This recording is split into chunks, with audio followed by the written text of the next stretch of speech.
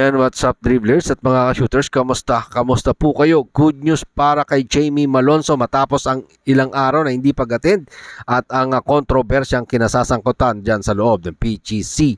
L.A. Tenorio kasama na nga ba sa coaching staff ng Barangay Ginebra San Miguel at mainit na pinag-uusapan ng mainit na panimula ng Blackwater Bossing. Tatalakayin at pag-usapan po natin yan sa video ito matapos po tayong maglambing sa inyo ng isang like, share, comment down below, and don't forget to subscribe and hit that notification bell button para updated po tayo sa ating mga video. Yan po ipaglalambing kung nagugustuhan nyo ang ating video.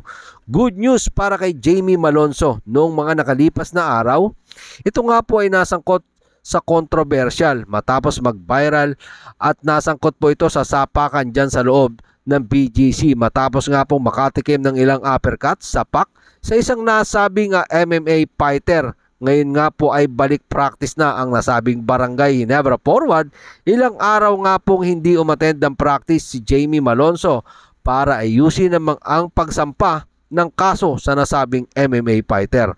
Ngayon nga ay okay na ang lahat at balik ensayo na ang nasabing Barangay Ginebra forward para makatulong sa kampanya ng Barangay Ginebra San Miguel sa All Filipino Cup. Unang makakasagupa nga ng Barangay Ginebra ang Rain or Shine ni Last of Painters ni Coach Yeng Giao sa Friday March 8.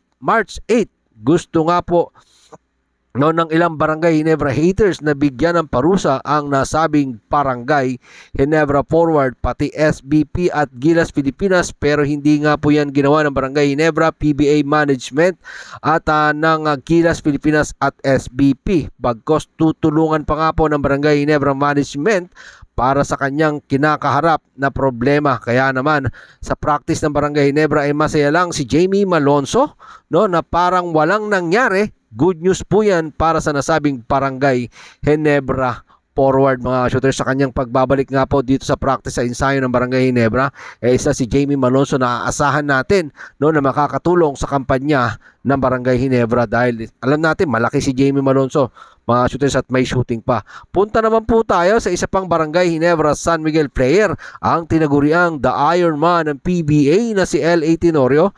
Noong nga pong last conference, ng import conference, hindi nga po ito nabigyan ng mahabang playing time ni Coach Tim Cone dahil nanggaling nga po siya sa recovery ng dati po niyang sakit na ngayon po ay klaro na at wala na pong cancer si L.A. Tenorio.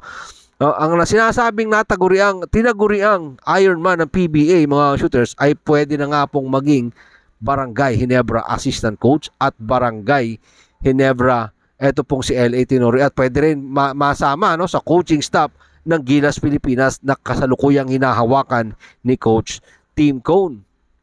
Ito na nga ba yung huling season ni L.A. Tenorio para maglaro sa Barangay Ginebra at sa susunod nga ay masasama na ito sa coaching staff para gabayan ang mga batang point guard ng Barangay Ginebra, at pwede din nga po isama ni Coach Tim Cone talaga sa pambansang kupunan ng Gilas Pilipinas bilang assistant coach.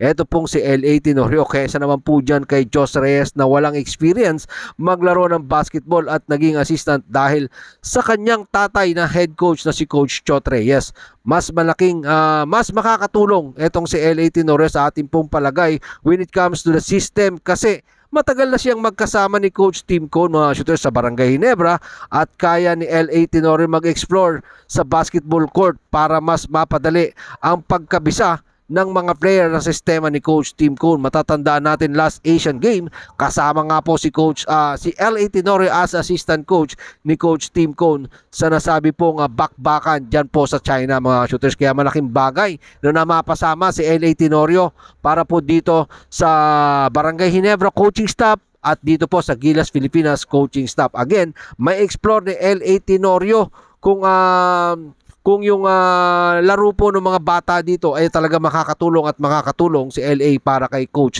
Tim Cone. Mga shooters, punta naman po tayo dito sa mainit na pinag-uusapan, ang mainit na laro ng Blackwater Bossing na kung saan na-acquire nga po nila si James Yap at syempre kasama rin po dyan si Ray ng Batak na naging maganda ang kanilang panimula dito sa kasalukuyang PBA All Filipino Cup.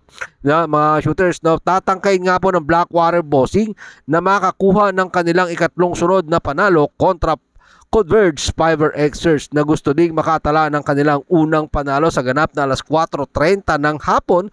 Gusto nga po ng Blackwater Bossing na mapanatili ang maganda nilang forma dito sa kasalukuyang PBA All Filipino Cup. Ito na nga po ang pinakamagandang panimula ng Blackwater Bossing simula po nung pumasok sila sa PBA, mga shooters ng kasalukuyan. Mayroon po silang kartadang 2-0 at gusto po nilang sundan pa yan ng 3-0 mga shooters matapos pataobin ng Meralco Bolt. Sinunod nilang pinataob yung sister company naman na Talk and Text Tropang Giga. So mga shooters, hindi lang po ganun katikas yung tinalo ng mga bataan ni Coach Jeffrey Carriazo dahil pinataob nga nila yung sister team na Meralco at syempre yung mga player ni Coach Chot Reyes na Talk and Text Tropang Giga. Mga shooters, medyo mabigat talaga yung binangga ng Blackwater Bossing. Kaya naman isipin mo, Meralco Bolts, una mong tinalo, pangalawang mong tinalo, etong Talk and Text Tropang Giga na talagang baga masasabi natin mga team contender dito po sa kasalukuyang PBA, mga shooters.